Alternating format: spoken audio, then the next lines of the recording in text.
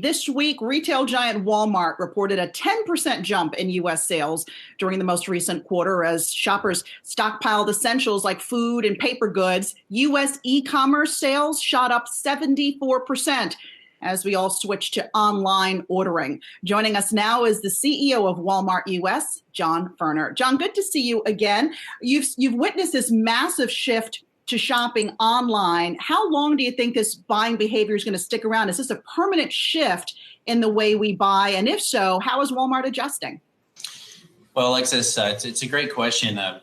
First, our team just did such a fabulous job in the quarter reacting to all the changes. Things were really dynamic in the quarter. We went through what we call several phases of how consumers shopped. And as you said, there was a huge shift online.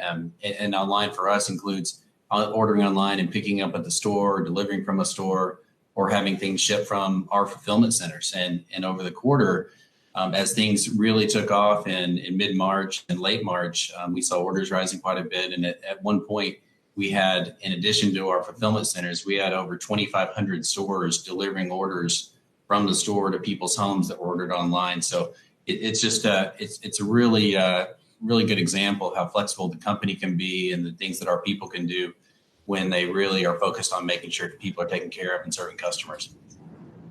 John, is your shopper in recession? I think you made some very interesting comments that caught some people by surprise in the earnings call. A lot of these stimulus checks are being spent out there, but we have close to 40 million people have filed for unemployment in the past 9 weeks alone. What's the true state of your shopper? Well, Brian, we are definitely seeing people say that they're more concerned about their finances and their employment going forward. In the quarter, it was pretty interesting and things moved quite a bit. Early in the quarter, we started out with a good February, about a 3.8% comp, and then went up to about 16 in March as the stock-up phase began.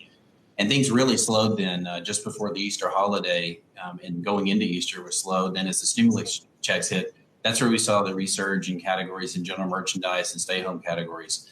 So, looking forward, we decided not to issue guidance as the year goes forward because there's just so much uncertainty given the things in the market and also coronavirus. So we'll be watching closely to learn what we can. But, we are hearing more and more customers talk about the change in the things they're worried about their financials. Now, I would say in the quarter, Walmart hired over 250,000 people over the last couple months. So as demand grew, we've been able to bring on over 250,000 people.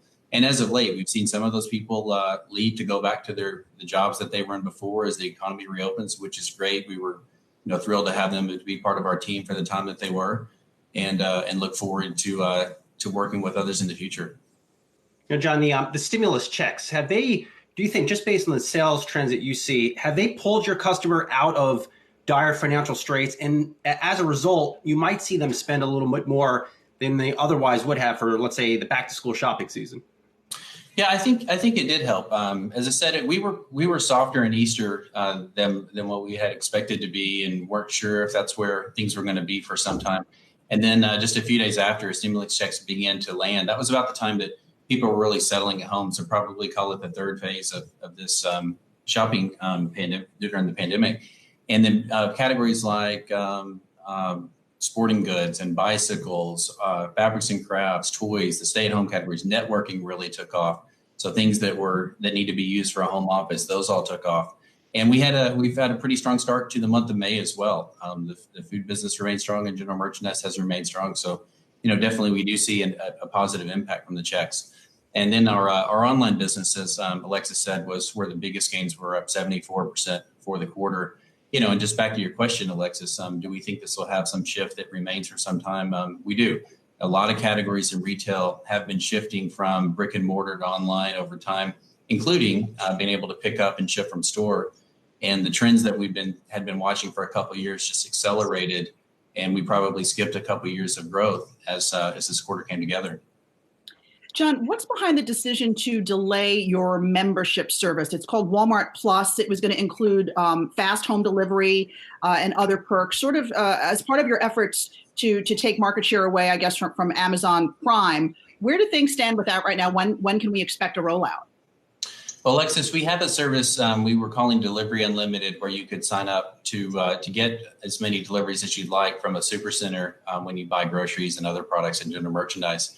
And we'd planned that for late in the quarter. And then, as I said, around middle of March, things really took off in the food business, and we experienced a very, very high level of out of stocks, even to the point we had to slow down our pickup business. And we have what we call pickup slots. So you can sign up for a time frame where we'll pick your groceries or anything in the store, and you can pull up and get it. The inventory levels got so low that we had to pull that service down a bit. We had to remove some of the slots. And then as inventory levels have recovered the last couple of weeks, we've been able to get our pickup business back to where it was and then some. So it took us some time to recover in inventory. So we've decided to push that out a couple more months just to make sure that when we do launch a service like that, that we are ready to serve customers and we've got an offering that we'd be proud of and they'd be proud to be a part of it, of receiving. John, what are you seeing in terms of food inflation? I know grocery is a big part of your business. There has been talk about a possible meat shortage in this country, then a possible dairy shortage. What are you seeing right now for demand for those products and the ability to keep store shelves stocked? Well, you just hit the two that have the biggest issues. We did see some inflation in the first quarter in the dairy department, mostly around the beginning of April and late into April. That seems to have leveled to some point and has subsided a bit. The meat shortage issue is something that we do watch very carefully. We're working very close with our suppliers, and our suppliers have done a great job in the quarter keeping the food supply chain working. I mean, Walmart serves so many people in food all around the country. We really think that the supply chain is just a really essential service for the country. And, you know, with the shutdowns or the slowdowns in meat factories, meat production plants all over the country, you know, there have been some shortages in regions, and we think that we will see some inflation there as a result of the shortages that we're all aware of. But you definitely hit the two big areas where we've seen the inflation in the first quarter.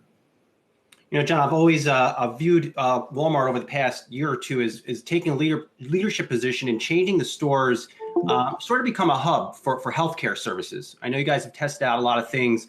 How are you thinking about transforming the stores to support what could be an influx of people looking for a coronavirus vaccine, maybe by year end? Well, Brian, we do have a couple of our first health centers open. We've opened 2 in Georgia. We've got another one in Arkansas that'll be ready in just a month or so. And we're excited about the space. You know, Walmart has the ability to reach millions of people that may not otherwise have access to great healthcare. And as you think about, you know, the rest of the year, there are a couple of things that are right top of mind. You know, the flu vaccine is really important. As we get into the fall, we think more and more customers will be looking for flu vaccines this year. And then also as testing comes online, we've got about 180 sites that are doing coronavirus testing today. We just launched a site last week where we can do coronavirus testing at the drive-through at a neighborhood market pharmacy in a very safe way. So we're thinking about testing now. We'd like to get to a point where we can do antibody testing as well when we think the process is right. And then finally, as you look forward, sure, this will be a big opportunity for our pharmacies and pharmacists. The pharmacists have done a fantastic job in most cases volunteering and saying that they would like to be a part of running these 180 test sites. And I know they want to be a part of being able to get the country and the world to a point where we can administer a proper vaccine. All right, definitely encouraging news there. John Furner, CEO of Walmart US. Good to see you as always. Take care. Thanks. Good to see you both.